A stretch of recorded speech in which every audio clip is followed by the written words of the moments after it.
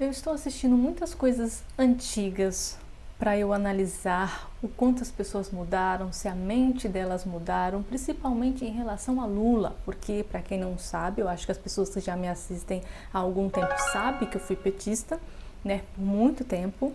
E aí eu não prestava muita atenção no que o Lula falava. Se alguém falava mal do Lula, como todo petista, eu falava, não, você está mentindo, mas eu nunca parava para escutar o que ele tinha para falar. Acho que eu tinha medo de ouvir a verdade.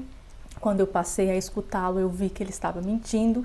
E aí eu trouxe para vocês falas do Lula no debate presidencial de 1989, se eu não me engano, se eu não estou errando a data, tá? E aí ele fala sobre educação, e aí eu gostaria que vocês prestassem atenção da fala do Lula, como, né, ele falava sobre educação, e como a educação está agora. Porque a educação, meus amigos, a gente sabe que se Lula fosse tudo isso que ele falava, o que ele diz fazer, a educação não estava no nível que está. E se você acha que a educação está boa, seu caráter talvez não seja muito confiável, não é? Então vamos ouvir o que o Lula falava naquela época sobre educação. Eu vou deixar ele falar por inteiro e aí eu vou trazer algumas pessoas, alunos inclusive, falando da educação no Brasil atualmente. Então aqui é a proposta de Lula. Os jornalistas vão fazer perguntas, né? E ele vai responder. E nesta época o jornalismo era assim maravilhoso. Hoje em dia, né? Naquela época já tinha uma coisa de você perguntar e eles não responderem exatamente. Só que o jornalista ia lá e batia, que é o que esse jornalista vai falar agora no começo. Hoje em dia ninguém questiona, olha, você não respondeu, não foi isso que eu perguntei, as pessoas vão para a próxima pergunta e aí fica por isso mesmo, ninguém responde, uma zorra. Mas vamos lá. Candidato Lula, esse debate está muito engraçado. O pessoal em casa, quem está assistindo, deve estar perplexo, porque o jornalista faz uma pergunta e o candidato responde outra coisa. Candidato Lula, a pergunta que eu fiz para o candidato Collor, agora há pouco, era no que ele se diferencia dos políticos que ele tanto critica. Ele não respondeu. E eu também, a minha primeira pergunta para o senhor também não respondeu, com todo respeito aos dois candidatos. Então vamos a mais uma pergunta ligada aos programas dos candidatos. Aqui na página 106 do programa do PT... Na época que o jornalista fazia o seu trabalho, pegava as propostas dos candidatos e lia para depois questioná-los. Hoje em dia ninguém faz isso, né? São poucos que fazem. Eu vejo aqui um aspecto muito positivo da política de educação. O PT quer fazer uma revolução na educação nesse país. Isso é ótimo. E fez, só que fez para ruim, né? Não tá nada bom. A revolução que eles fizeram foi assim péssima, apesar que no papel tá alguma coisa boa, né, no papel. Só que aqui na página 106 e na página 107, nós vemos que o PT vai fazer o possível para restringir, candidato Lula, a escola particular, até acabar com ela no prazo de 10 anos, fixa até prazo. Ora, nós temos escolas particulares que são um horror, mas nós temos também outras que são muito boas. Eu tenho 3 filhos, 2 estudam em escola pública, ótimas escolas, e o outro estuda numa escola particular, vou concluir.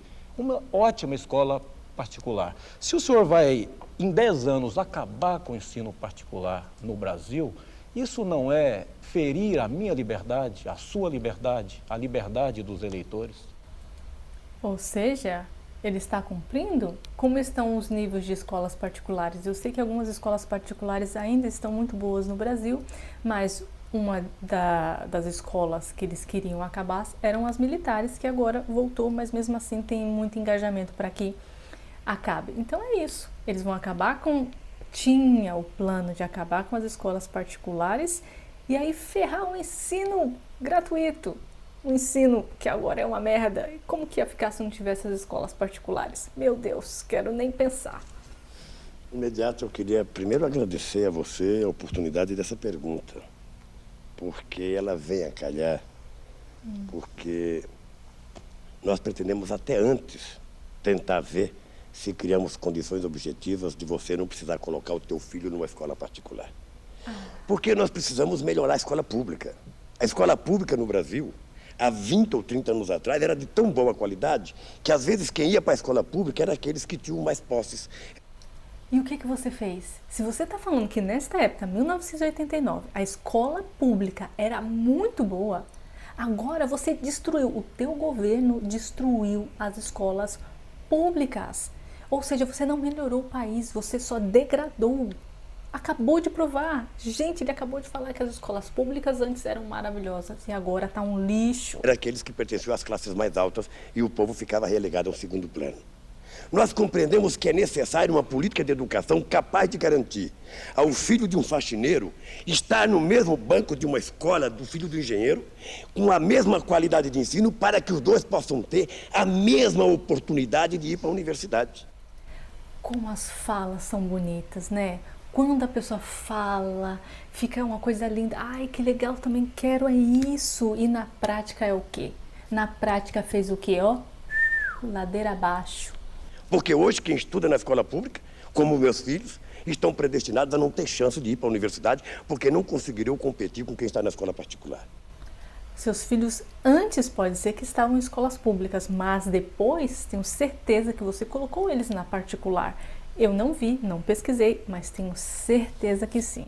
É lógico que eu tenho dito isso em todos os comícios, de que nós entendemos que não está errado o pai que procura a escola particular para colocar o filho, porque é normal e justo que o pai procure o melhor para o seu filho.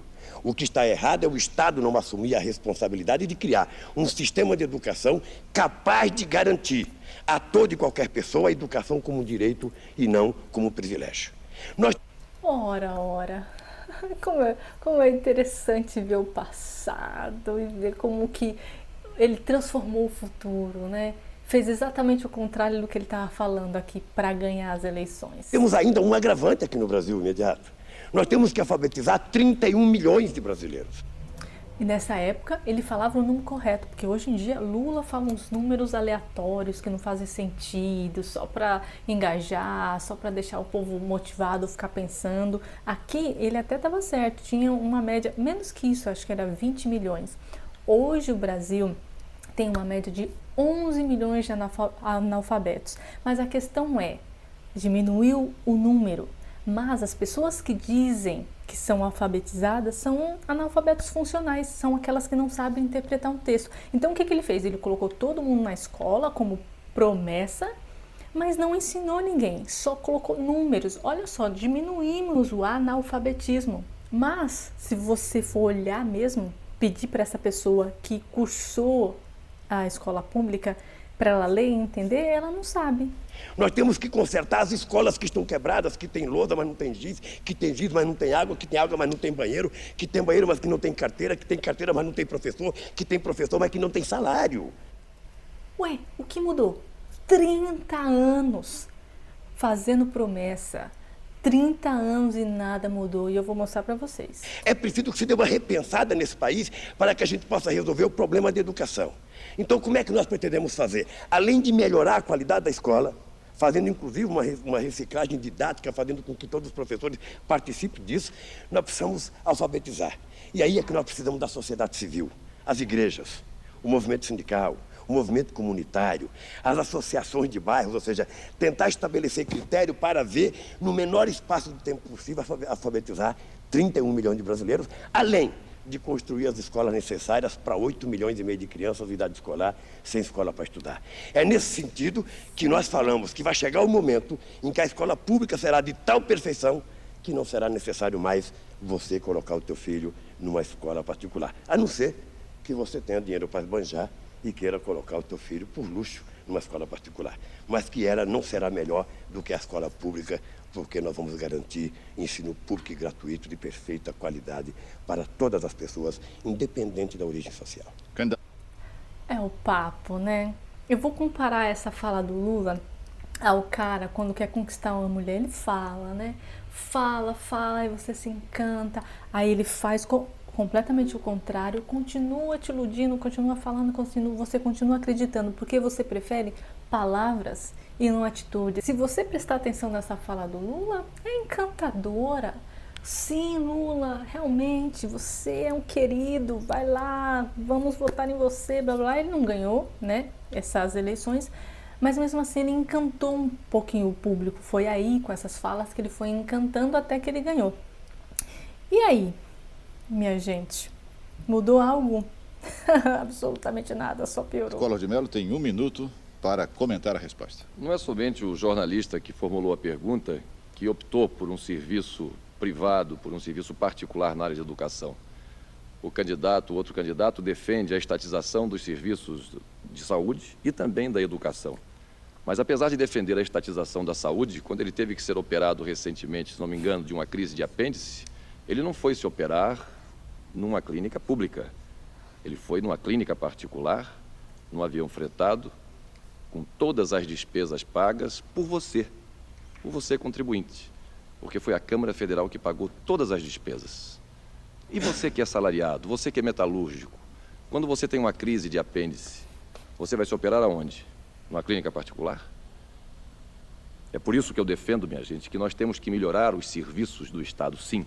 É dever do Estado prestar bons serviços de educação, de saúde e de tudo mais onde for atribuição sua básica influir. Mas jamais impedir que a livre iniciativa possa prosperar nas áreas em que julgar conveniente. Para que se possa optar, para que se possa escolher por um serviço particular, por um serviço privado ou por um serviço do Estado. E que o serviço do Estado seja bom, seja eficiente e que preste conta do recado. Candidato Lula da Silva tem 1 minuto para responder. Lembrando que aqui o Collor estava batendo no Lula, depois o Collor ganhou, beleza, mas o Collor acabou que caiu e foi a favor do Lula. Como é que posso falar? Não vamos entrar nesse mérito agora, né? Apesar que agora ele foi a favor do Bolsonaro, mas o Collor teve as suas decaídas, ele fez o que ele fez, enfim. Mas aqui só falou verdades, porque até hoje Lula é cliente de sírio-libanês. Ele trocou desde essa época, ele era sírio-libanês, ainda hoje ele é sírio-libanês. E aí ele colocou os filhos deles nas faculdades privadas e não públicas. Eu vou apenas repetir a inverdade que meu adversário falou. Eu não vim em avião particular, apesar do doutor Ulisses Guimarães, na época presidente da Constituinte, ter me oferecido o avião para vir. Eu vim em avião de carreira normal e fui ao sírio-libanês. E fui ao sírio-libanês exatamente porque conheço a iniciativa pública. Porque sei do descaso que governantes como meu adversário promovem na rede pública. E aí agora, como é que tá o SUS? Tem gente que ama, né? Fica meses e meses. Eu tive uma tia minha, saiu da Bahia, porque nós somos baianos, né? Minha família toda é baiana. Foi para São Paulo para tentar fazer um exame e ela não conseguiu. Ela ficou 3 meses esperando, não dava mais tempo, porque ela tinha que retornar no médico, senão ela tinha que pagar de novo. Ela acabou pagando um exame numa rede particular e também pagou um médico particular, porque não dava tempo, senão ela tinha que ficar vivendo em São Paulo por anos, porque 3 meses só para marcar a consulta e aí conseguir fazer um exame, tá? Todo esse tempo aí. Ela ficou 1 ano lá para fazer todos os exames e não conseguiu. Seria importante que se conhecesse quanto é que ganha um médico em Alagoas, como é que ele trabalha. Eu fui visitar a UTI. E se pudesse, defunto saía correndo porque não aceita ser tratado num hospital daquela espécie. Exatamente porque o Estado desviou o dinheiro público para a iniciativa privada. É lógico que o meu adversário gostaria que o Lula fizesse o mesmo que fez o Tancredo Neves, que fosse no hospital e que colocasse até em risco a sua própria vida. Então você está querendo dizer que o público não é bom, e se você ainda hoje é atendido no sírio-libanês, você ainda está dizendo que o público não é uma coisa responsável, não é seguro você ser atendido no público. Olha que coisa, né? Quando eu fui operar no sírio-libanês, e devo, graças a Deus, a competência do Dr. Raul Kutaiti, do companheiro que me tratou, eu fui me tratar porque eu entendia que aquele é o tratamento que a classe trabalhadora deve ter. Claro! Essa jogada de palavras. Eu fui lá porque eu entendia que todo trabalhador, que toda pessoa comum merece esse tipo de tratamento. Só que agora você tem dinheiro para se tratar lá e você não está fazendo o que precisa ser feito para fazer com que as pessoas comuns usem o sírio-libanês ou tenham, no caso o SUS, melhore para que eles tenham um tratamento próximo ao sírio-libanês. Porque o que ele quer, na verdade, ele não conhece o INAMPS, porque ele nunca entrou, nem passou na porta. Nem passou na porta. E eu conheço o tratamento de INAMPS, conheço o tratamento que vive a classe trabalhadora, sei o que é a medicina conveniada nas empresas e sei que um dia nós vamos construir um sistema de saúde nesse país em que a classe trabalhadora vai poder perceber que o bom não será privilégio, será um direito para toda e qualquer pessoa nesse país. Muito bem, agora então é a vez... Quando que vai ser isso? Quando? Daqui a 50 anos? Porque 30 você já gastou, né? Você, a Dilma e tudo mais, seus comparsas. Quanto mais você precisa? 50? 100 anos? Porque 30 eu acho que era suficiente e ainda não deu nada. Agora, então, né, depois disso, dessa falácia toda, deixa eu mostrar a realidade. A gente já sabe, mas não custa dar uma pincelada aqui rápida, né? Vamos lá. Primeira, eu não vou colocar todo o áudio dela, porque ela falou bastante, mas o comecinho... é maravilhoso. Deixa eu colocar aqui para vocês ouvirem. Esse é o arroba dela, tá? Lai, mas eu não sei o nome, mas vamos lá. Analisa comigo. Tu acha que o governo, por exemplo, a prefeitura... vamos tratar como governo, assim, em geral. Que cuida da educação do país. Estão te preparando para tu passar numa federal, estão te preparando para passar em um vestibular, te preparando para tu ter teu próprio negócio? Não. Estão te preparando para ser uma pessoa burra, uma pessoa que não vai entender de política, uma pessoa que não vai entender as coisas que estão acontecendo ao seu redor, uma pessoa que não vai saber lidar com dinheiro, com saúde emocional. Estão te preparando para ser um boneco da indústria, para tu trabalhar para as pessoas que têm dinheiro e não para tu ser uma pessoa responsável e ter de fato uma profissão que vá, assim, agregar alguma coisa, sabe? Eu acho que é super importante, não é questão de militância, é questão de ser chata, mas eu acho que é super importante nós, como jovens na atualidade, sabermos muito sobre política, sobre as coisas que estão acontecendo ao nosso redor, sobre o governo, sobre todas essas questões. Antes eu odiava política, hoje eu amo política, porque eu entendi que a política ela envolve tudo. Ela envolve a cidade que eu moro, a infraestrutura da cidade que eu moro, envolve a escola que eu estudo, envolve o lugar onde eu moro. Então, se eu não entendo o que está acontecendo, é o que muito acontece. As pessoas acabam elegendo algum candidato por serem burras, por não saberem aquelas coisas. Então, quando você não tem noção daquilo, qualquer coisa pra você presta. Então, quando você não entende o que tá acontecendo, por exemplo, eleição de uma cidade. Quando tu não sabe o que a cidade precisa, não sabe o que é melhor pra cidade, não entende as coisas que tem ao redor, tanto faz pra você que vai ser o candidato. Então, acho que é muito importante nós, como jovens, sabermos sobre essa questão de política pra gente poder saber reivindicar os nossos direitos. E política, como ela mesma disse, é tudo, gente, absolutamente tudo. Para você fabricar um computador, para você fabricar uma cama, para você a água, qualquer coisa é política, porque envolve pagamento de imposto, envolve transações, envolve tudo, tudo é política. Tem gente que vem aqui no comentário quando eu falo assim, porque teve um cara que perseguiu a criança, né? Não sei se vocês viram esse vídeo aqui, e eu falei assim, é preciso parar de votar no Lula, senão vão soltar esse cara. E as pessoas falam, você tá misturando tudo, o que isso tem a ver? Tem tudo a ver, porque o PT, a esquerda, gosta de bandido, e este cara não vai ser punido como ele merece. É política sim, entendam, tudo é política. Precisamos ficar de olho em absolutamente tudo. Agora eu vou colocar mais uma, e no final, assim, só assim, um especial. Não estou falando de escola pública, mas estou falando de universidade pública. Eu quero mostrar para vocês uma universidade pública no Brasil atualmente, como ela tá, como ela, né? As paredes, o cheiro. Peraí que eu vou mostrar. Antes, uma outra aluna. Acabei de entrar no terceiro ano do ensino médio. Eu tenho inveja de quem acabou o terceiro ano do ensino médio ano passado. Porque esse ano a gente pode ver no calendário das nossas matérias que só tem português e matemática de matéria importante. Cadê química? Cadê física? Cadê história? Cadê geografia? Não que eu goste dessas matérias, mas são matérias que são essenciais na escola. Entendeu? São matérias que precisa ter numa escola. Aí eu fui lá ver. Poxa, não tem história, não tem geografia, não tem física, química, uma coisa, né, que a gente precisa se for fazer o Enem. Eu não vou fazer o Enem, mas quem vai fazer? Se ferrou esse ano. E se for fazer o Enem, você vai ter que estudar muito, filho, porque na sua escola tu vai ir pra estudar o quê? Ação está em suas mãos. De olho na rede digital.